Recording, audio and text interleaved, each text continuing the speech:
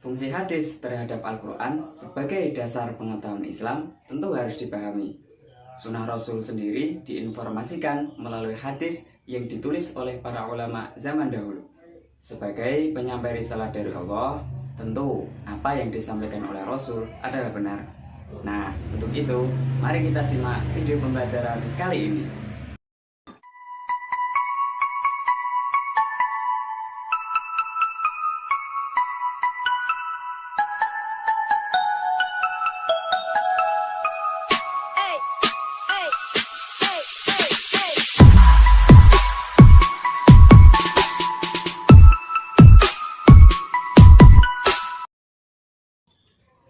Assalamualaikum warahmatullahi wabarakatuh.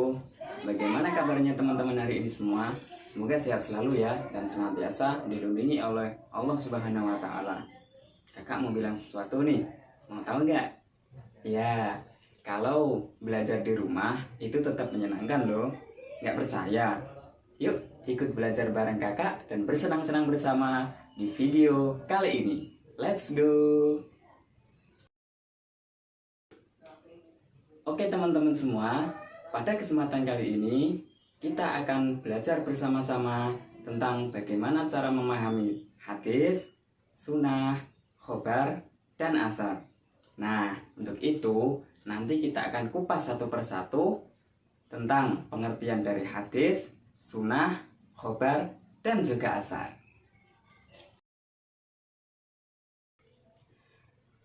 Kedudukan sunnah sebagai sumber ajaran Islam yang kedua setelah Al-Quran menjadi sangat penting. Keduanya memiliki hubungan yang sangat erat. Oleh karena pentingnya pemahaman hadis, Abu Hanifah pernah mengatakan bahwa tanpa sunnah tidak ada seorang pun di dunia ini yang dapat memahami Al-Quran.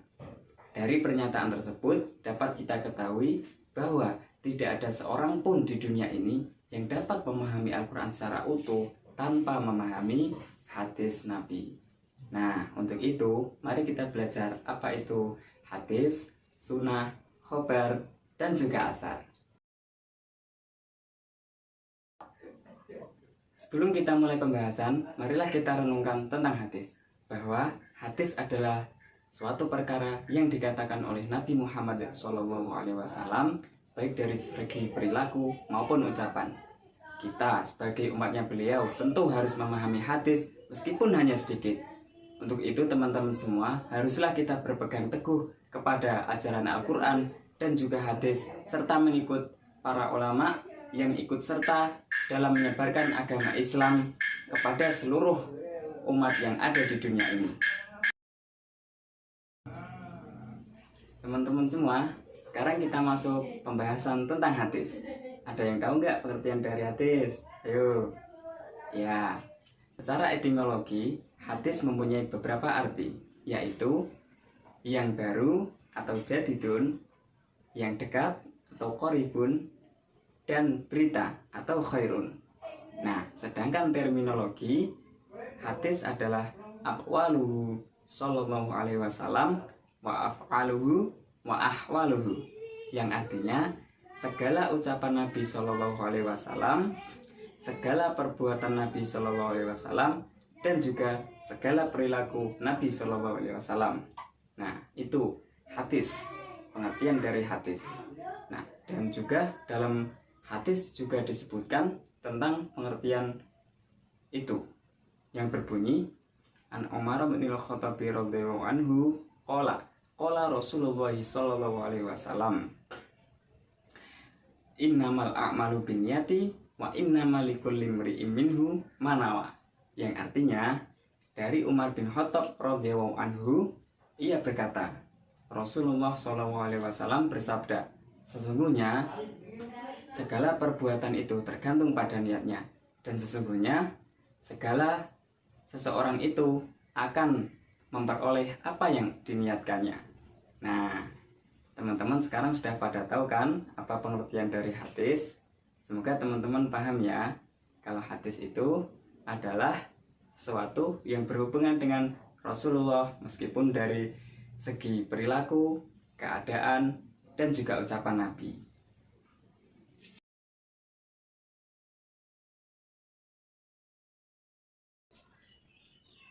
Oke teman-teman semua, setelah kita tahu pengertian dari hadis, sekarang kita belajar tentang pengertian sunnah. Teman-teman pasti sudah tidak asing lagi kan dengan kata itu? Iya, benar sekali.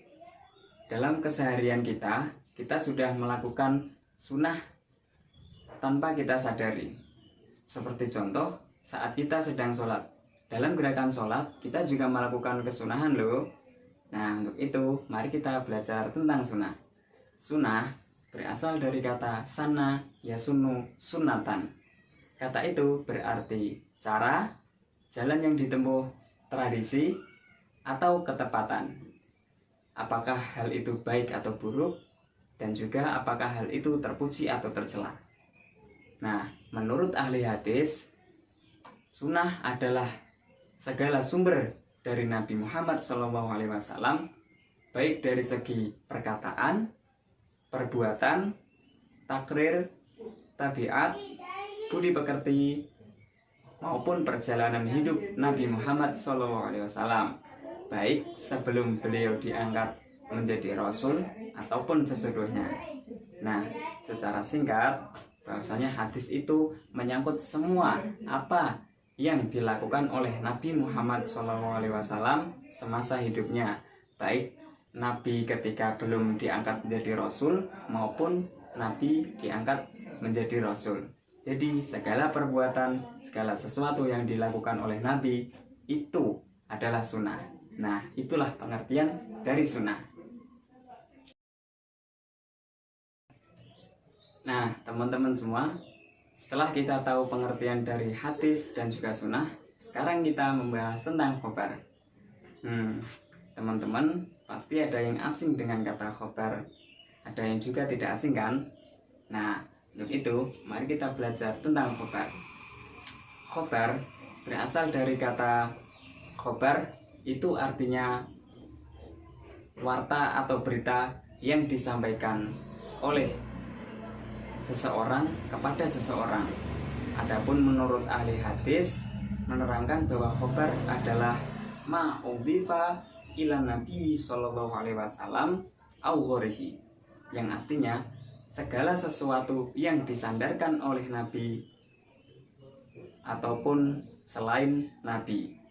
Nah, dengan pengertian demikian dapat kita ketahui bahwasanya khobar kedudukannya lebih luas daripada hadis, karena dalam khobar juga termasuk segala perbuatan yang berasal dari Nabi maupun selain Nabi.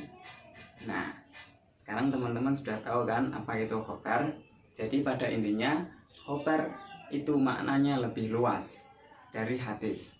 Kalau hadis atau sunnah itu berasal langsung dari Nabi, kalau khobar itu berasal baik dari Nabi maupun bukan dari Nabi. Bisa saja ketika terjadi hal itu. Dan khobar itu terjadi pada zaman ketika beliau masih hidup.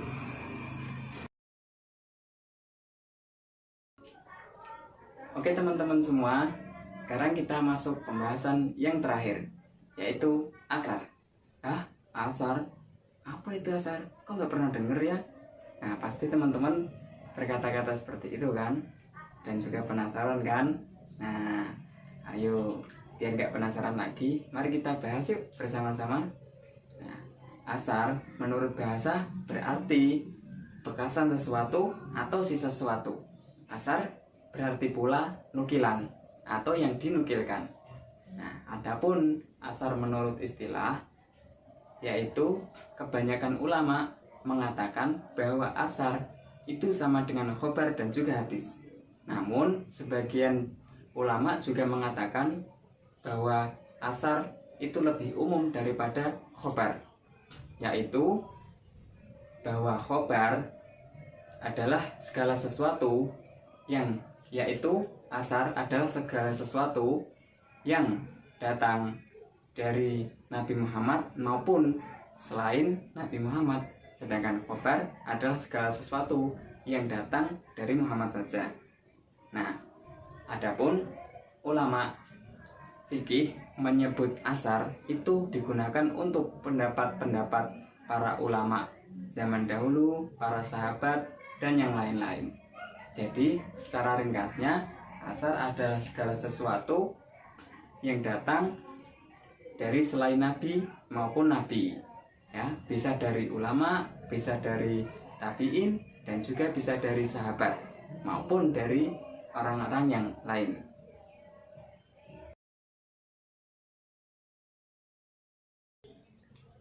Nah, teman-teman semua, kita sudah membahas tentang pengertian dari hadis, sunnah, khobar, dan juga asar.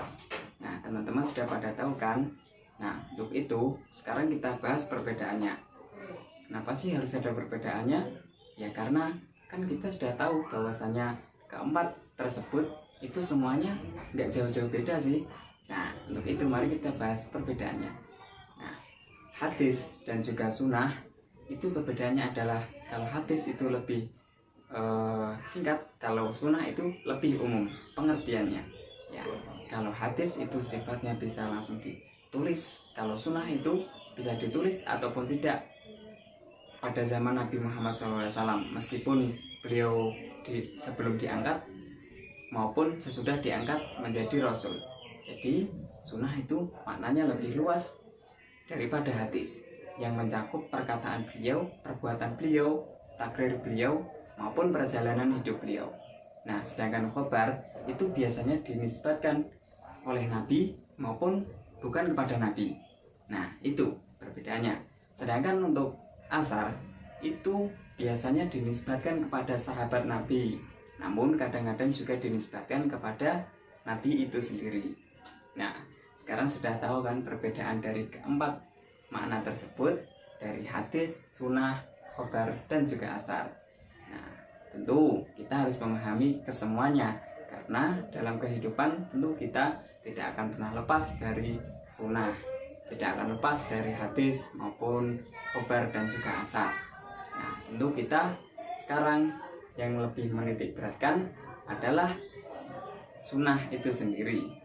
Nah, kita harus memperbanyak sunnah Nabi.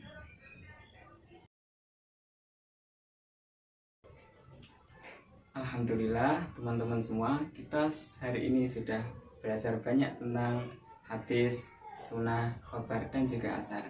Kakak berharap teman-teman semua tetap semangat belajar ya, karena belajar adalah segala sumber sesuatu yang berasal dari kita, yang kelak akan menyelamatkan kita. Nah, seru kan belajar bareng kakak? Tentu pasti seru. Nah, pada kesempatan kali ini kakak akan mengambil kesimpulan bahwasannya dari pengertian hadis, sunnah, khobar, dan juga asar, kakak menyimpulkan bahwa semuanya berasal sama-sama dari Nabi Muhammad SAW, dan kita wajib mengakuinya. Karena apa? Ya karena Nabi Muhammad itu adalah Nabi kita dan juga Nabi akhir zaman, yang kelak akan memberikan syafaat kepada kita semua di yaumul qiyamah. Amin.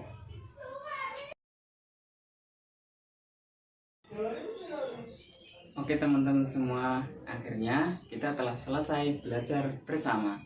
Nah, untuk itu kakak berharap teman-teman selalu semangat belajar ya. Dan semoga pembelajaran kali ini memberikan banyak manfaat kepada kita semua. Untuk itu kakak berharap teman-teman semua juga tetap semangat untuk belajar, meskipun di rumah, di sekolahan, dan di mana saja ya. Itu semoga kita selalu diberikan kesehatan oleh Allah Subhanahu wa taala, dan mudah-mudahan kita bisa bertemu lagi di video selanjutnya. Untuk itu kakak mohon maaf sebesar-besarnya bila ada kesalahan dan juga perbuatan kakak yang kakak lakukan selama video ini. Begitu kakak mohon maaf yang sebesar-besarnya, kurang lebihnya mohon maaf. Assalamualaikum warahmatullahi wabarakatuh.